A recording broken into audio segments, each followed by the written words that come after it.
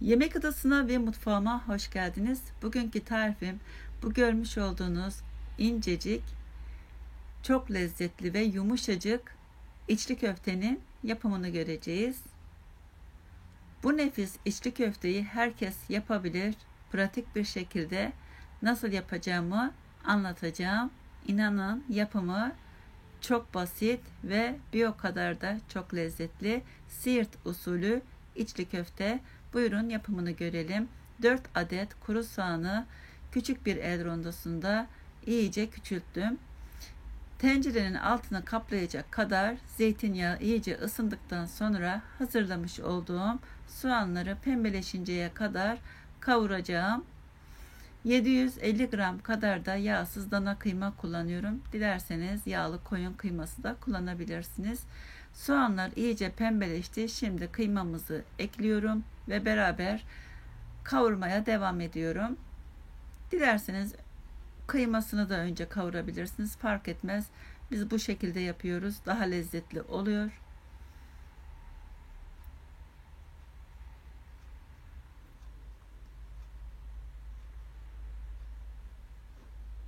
Devamlı karıştıralım. Kıymalar topak topak olmasın. İyice kavrulduktan sonra 1 tatlı kaşığı kadar domates biber salçası karışık onu ekledim ve beraber güzelce kavuruyorum.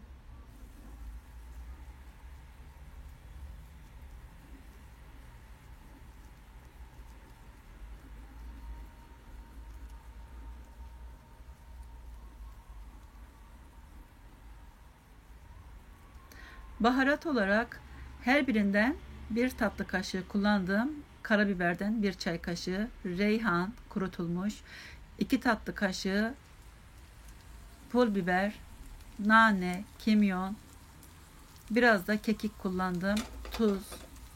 Malzemelerin miktarlarını da videonun altına yazacağım. Hepsini beraber güzelce karıştıralım.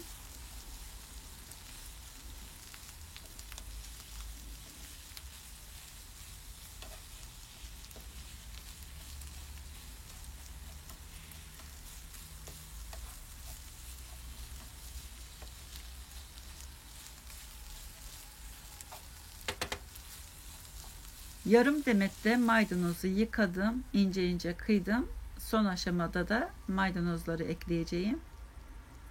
Evet, maydanozlarımızı da ekledim. Güzelce karıştıralım. Daha sonra artık ocağın altını kapatalım. İç harcımızı soğumaya bırakacağız. İç harcımız soğurken biz de hamurunu yoğurmaya başlayalım.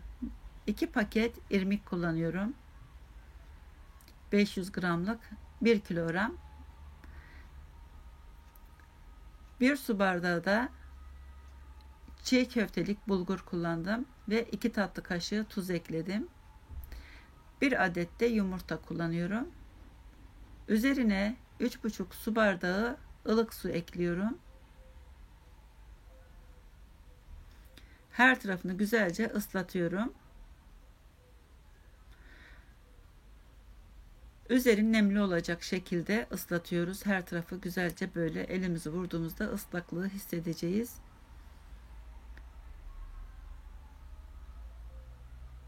Yoğururken de su ihtiyacı olursa da, eğer çok kuru olursa da tekrardan su ekleyebilirsiniz. Şimdi 20 dakika dinlendirelim hamurumuzu ıslattıktan sonra. Daha sonra yoğurmaya başlayabiliriz. Güzelce sakız kıvamına gelene kadar iyice yoğuralım.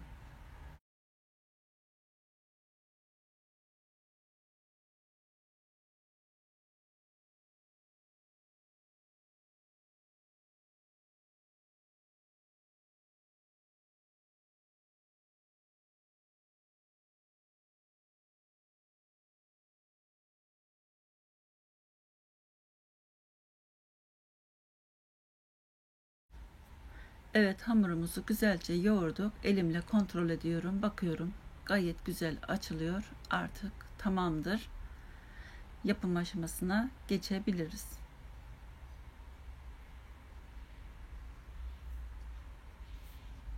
Yanıma bir kasede su aldım.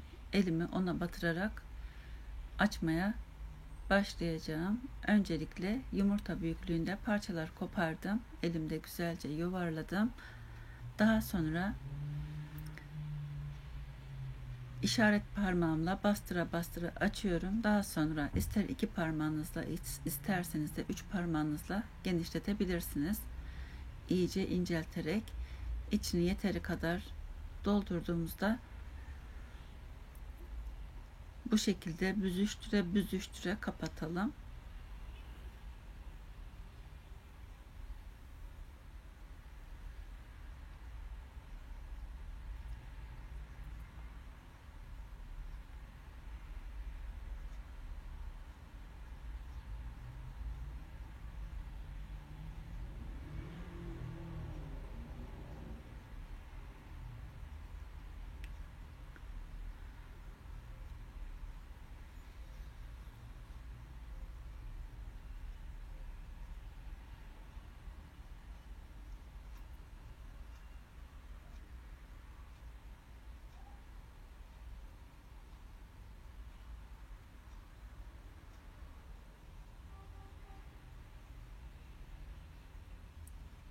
Elinizi ıslatarak yaparsanız elinize yapışmaz. Daha rahat açmış olursunuz.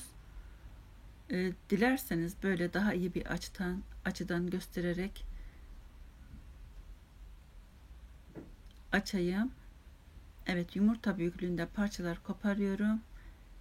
Daha sonra elimde güzelce yuvarladıktan sonra işaret parmağımı öncelikle, daha sonra da nasıl kolayınıza gelirse ister iki parmağınızla isterseniz de üç parmağınızla bastıra bastıra incelterek bir taraftan da çevirerek açıyoruz. İçine yeteri miktarda iç harcımızı dolduruyoruz. Daha sonra elimizde hafif ıslatarak kapatıyoruz ve gösterdiğim şekli veriyoruz. Bu şekilde çocuklar çok seviyor. Yemesi daha kolay oluyor. Bıçakla da daha düzgün kesiliyor. Siirt usulü içli köfte haşlama olarak yapılıyor genellikle. Hem hafif hem çok lezzetli. Dilerseniz yağlı et kullanabilirsiniz. Yağlı etle yapabilirsiniz. Veyahut da kıymayı kavurduktan sonra 3-4 yemek kaşığı da kıymasına tereyağı ekleyerek kavurabilirsiniz. Ama çok fazla yağlı tüketmediğimizden daha hafif oluyor bu şekilde. Lezzeti de aynı. Üzerinde iç harcının olmamasına dikkat edelim.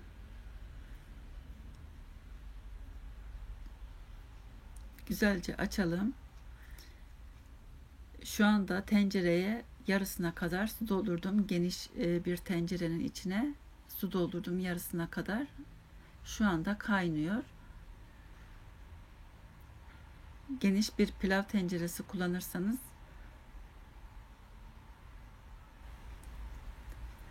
birbirine yapışmaz. Daha iyi olur. Daha rahat pişirirsiniz. Ben elimle sadece kenarlarını inceltiyorum. Ortasına basmıyorum. Bir tane daha göstereyim. Gösterdiğim şekilde içine oyuyorum. 3 parmağınızla böyle veya 2 parmağınızla çevire çevire inceltiyoruz. Daha sonra iç harcını dolduruyorum. Büzüştüre büzüştüre kapatıyorum ağzını. Sonra elimle ortasına basmıyorum. Sadece kenarlarına, uç kısımlarına bastıra bastıra inceltiyorum. Uç kısımlarını incelterek yapıyorum. Siirt usulü içli köfte bu şekilde oluyor. Ortasına basarak yassı hale getirmiyoruz. Sadece kenarlarına, uç kısımlarına bastırıyorum elimle. Hani belki tam olarak gösteremiyorsam. Evet, ağzını bu şekilde büzüştürüyoruz. İyice sabitliyoruz patlamasın diye. Sonra sadece kenarlarına elimin kenarıyla köftenin kenarlarını incelte incelte çeviriyorum. O şekilde yapıyorum. İlk yaptığınız zaman zor gelebilir. Daha sonra eliniz alışacaktır. pratik bir şekilde yaparsınız.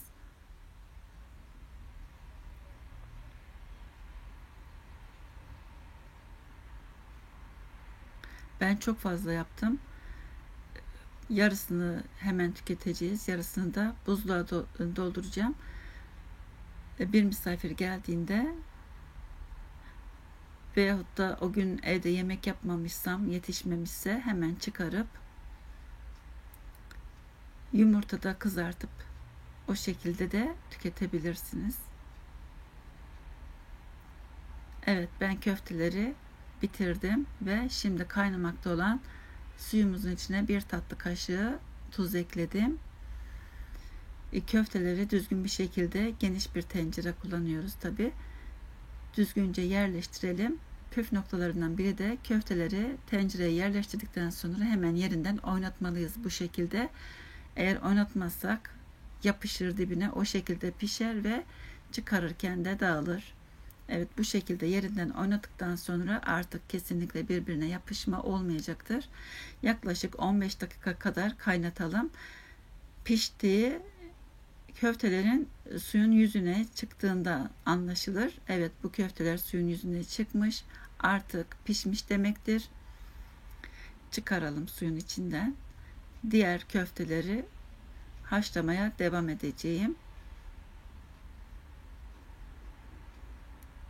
Bakınız, hiçbir dağılma, çatlama olmadı.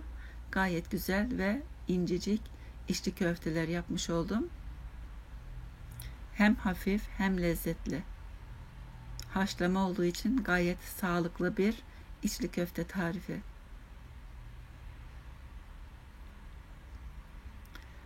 Evet, içli köftelerimizin hepsini bitirdim. Videonun başında da göstermiştim. Şimdi de göstereyim ne kadar incecik olduğunu ve yumuşacık, gevrek, böyle ağızda dağılan şahane bir içli köfte tarifidir. Mutlaka tarifimi denemenizi öneririm. İzlediğiniz için de çok teşekkür ediyorum. Eğer beğendiyseniz beğen tuşuna basmayı, abone değilseniz de abone olursanız memnun olurum. Bakınız, yumuşacık ve çok lezzetli. Dediğim gibi soğukken de yumurtada kızartarak tüketebilirsiniz. Başka tariflerde, başka videolarda görüşmek üzere. Hoşça kalın. Afiyet olsun. Lütfen beğen tuşuna basıp abone olmayı unutmayalım lütfen. Başka videolarda görüşürüz. Hoşça kalın.